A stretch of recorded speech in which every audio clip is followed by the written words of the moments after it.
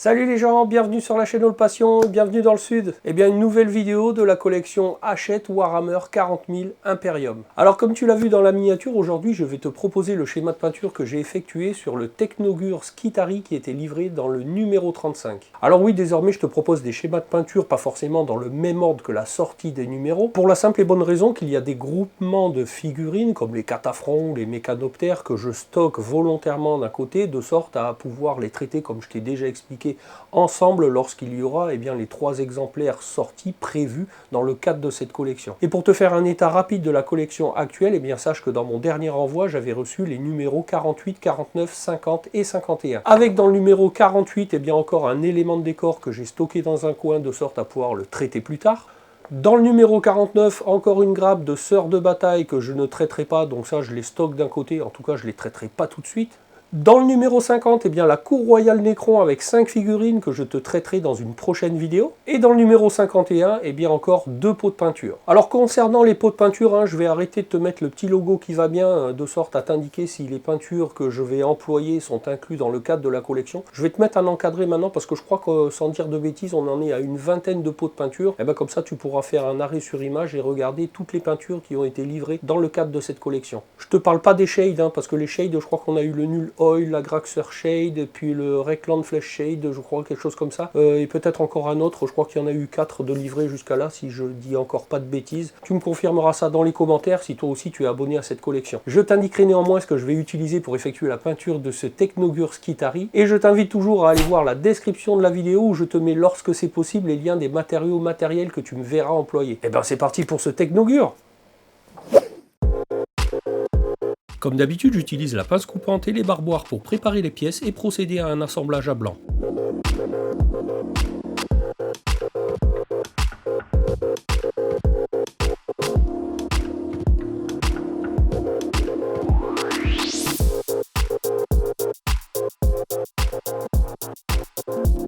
En me référant au manuel, je note une nouvelle fois qu'il n'y a aucune correspondance entre la numérotation de la grappe et celle de la notice d'assemblage. Je te montre.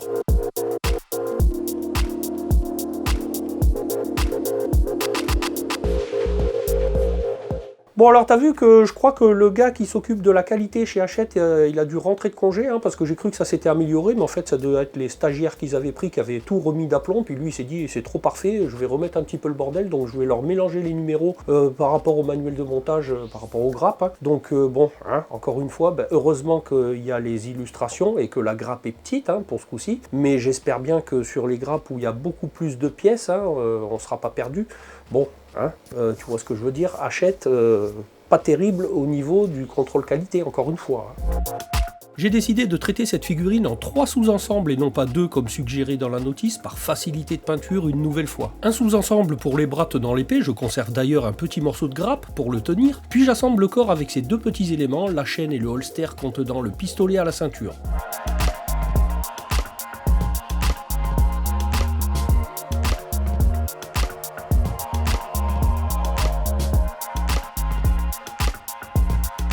J'assemble ensuite le pack dorsal, toujours en conservant un petit morceau de grappe.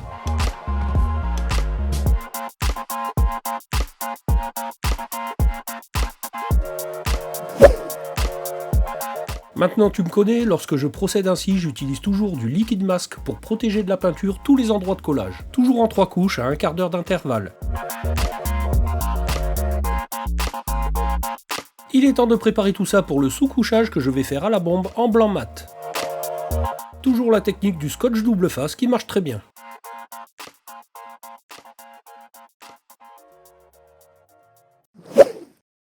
Je commence par passer un coup de lead belcher sur toutes les parties métalliques.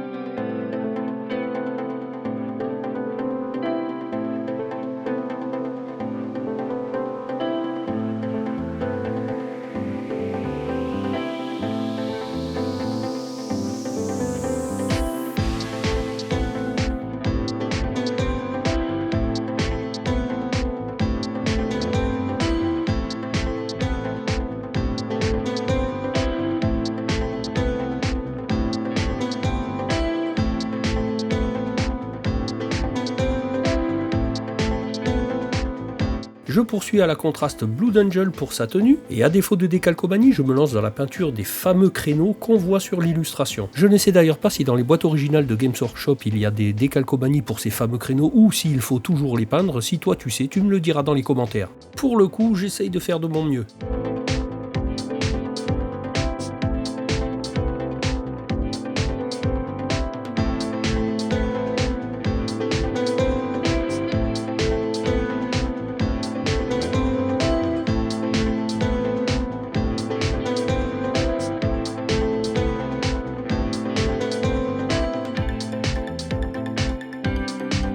C'est pas mal, mais je crois que je vais repasser un petit coup de blanc pour mieux marquer les lignes de ces créneaux. C'est mieux, non? Qu'est-ce que t'en penses?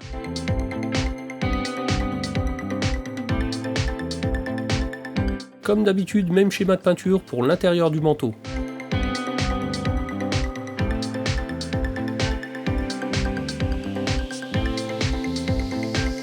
Pinceau à plat, je refais le bord de la cape en rouge.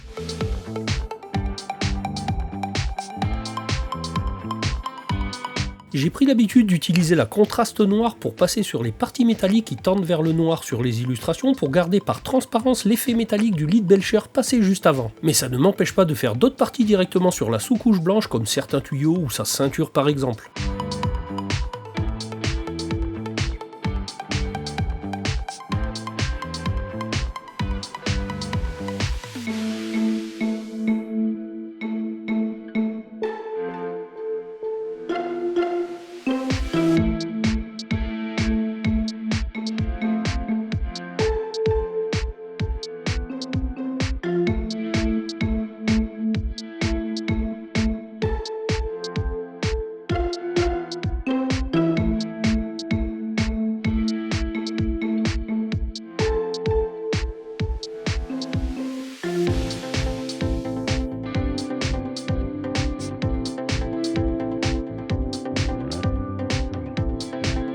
Et pour les parties que je veux vraiment noires, j'utilise cette fois-ci de l'Abaddon Black.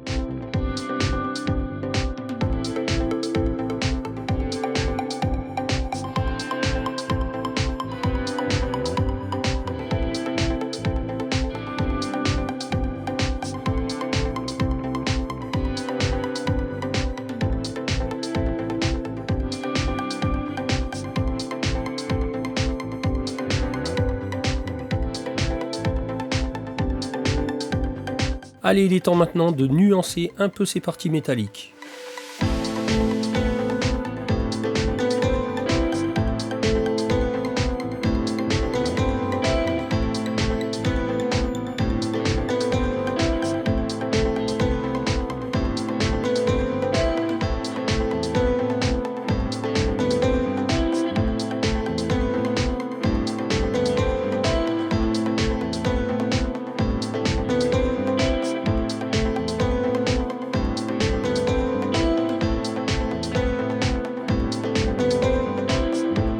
De faire quelques retouches oubliées.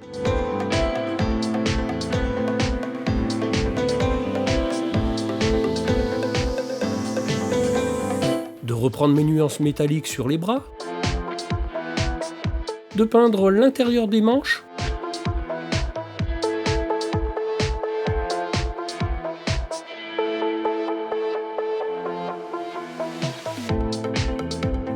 Toujours une petite inspection pour voir si on n'a rien oublié, et c'est bien souvent le cas.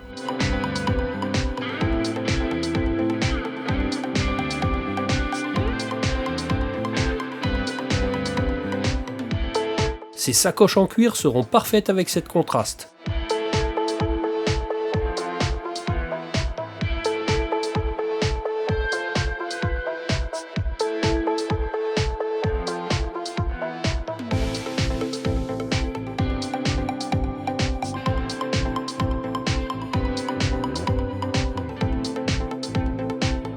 J'ai opté pour du Volupus Pink pour les poignées de sa hache qui pour moi se rapproche le plus de l'illustration.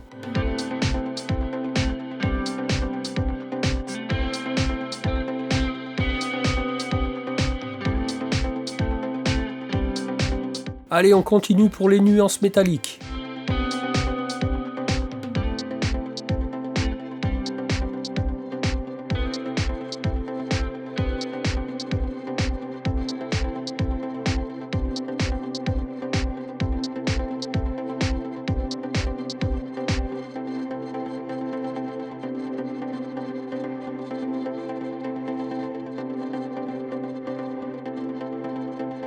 Je te rappelle une nouvelle fois que je ne fais que te suggérer mon propre schéma de peinture. Tu as bien entendu le choix de suivre scrupuleusement ce qui est suggéré dans le manuel de cette collection ou de suivre un autre schéma.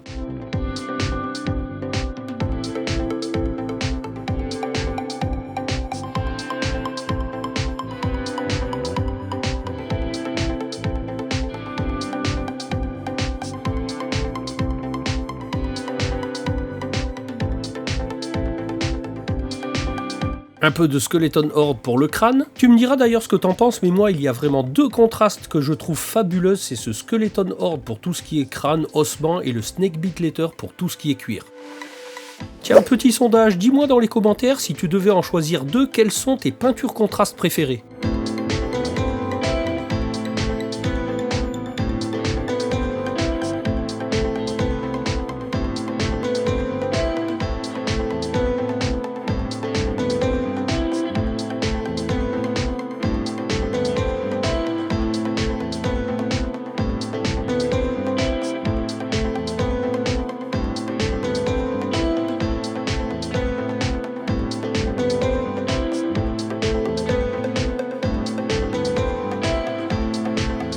En me basant une nouvelle fois sur les illustrations, je vais utiliser du Tesseract Glow pour faire la peinture de certains tuyaux.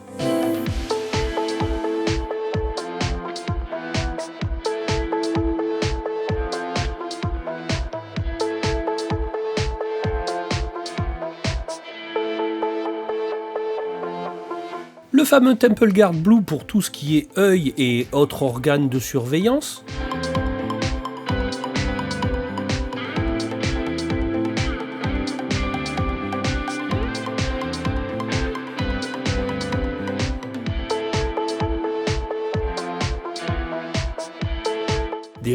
Des retouches et encore des retouches.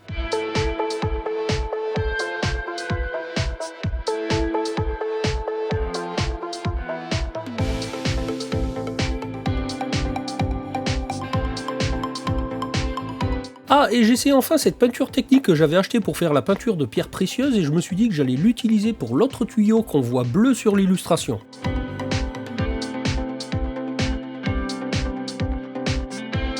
Le rendu est plutôt sympa.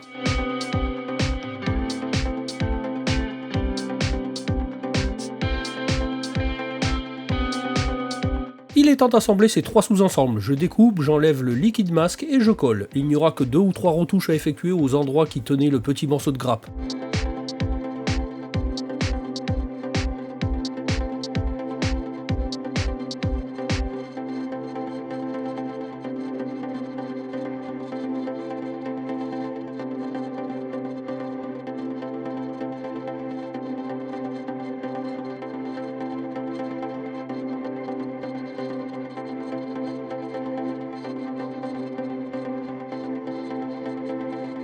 On va maintenant pouvoir passer au shade et aux éclaircissements.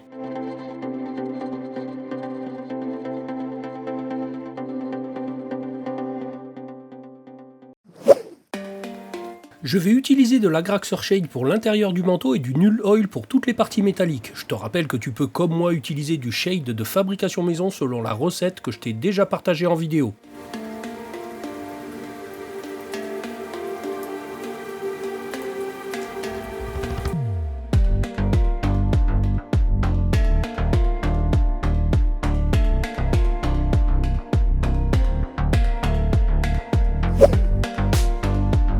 Pour une fin de style, je vais reprendre toutes les arêtes en partie haute des zones qui sont restées argentées. Les parties hautes sont les zones qui prennent le plus la lumière. On peut aussi faire un petit brossage à sec sur les parties noires pour leur redonner un peu plus l'aspect métallique.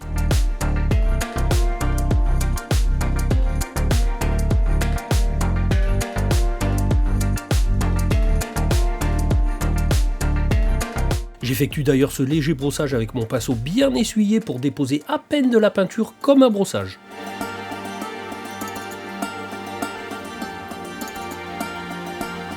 J'éclaircis ensuite les parties hautes préalablement peintes en Retributor Armor.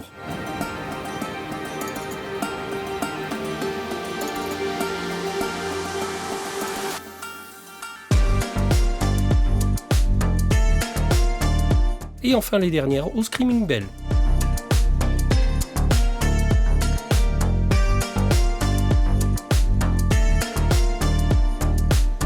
Je passe enfin cette peinture technique que j'aime beaucoup sur tous les tuyaux que j'avais peints préalablement au Tesseract Glow.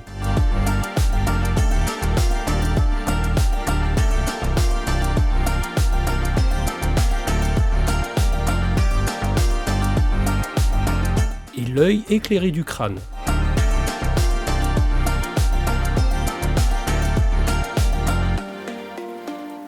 Je crois qu'on peut passer à présent au soclage. J'utilise les matériaux habituels pour les soclages de mes Mechanicus.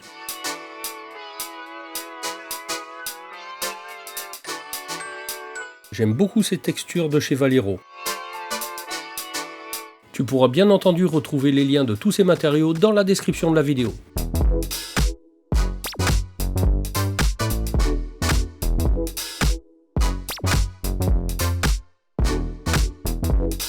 Une fois sec, je passe un petit peu d'Agraxer Shade sur le soclage.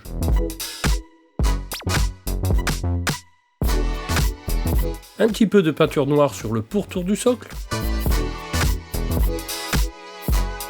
Et enfin un aimant néodyme sous le socle pour qu'il puisse rejoindre les autres figurines des Mechanicus dans leur boîte de rangement. Boîte de rangement magnétique dont je t'ai partagé la fabrication en vidéo. Après avoir passé un coup de vernis en bombe, il est temps de regarder le résultat final.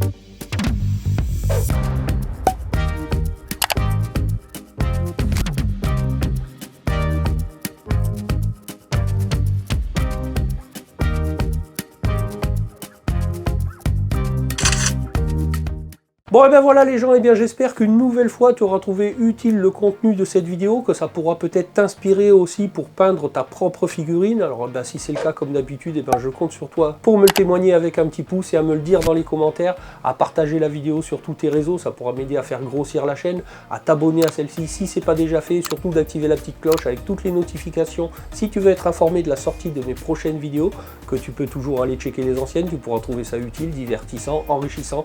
Et moi je te dis à bientôt pour une prochaine vidéo. Allez, salut les gens!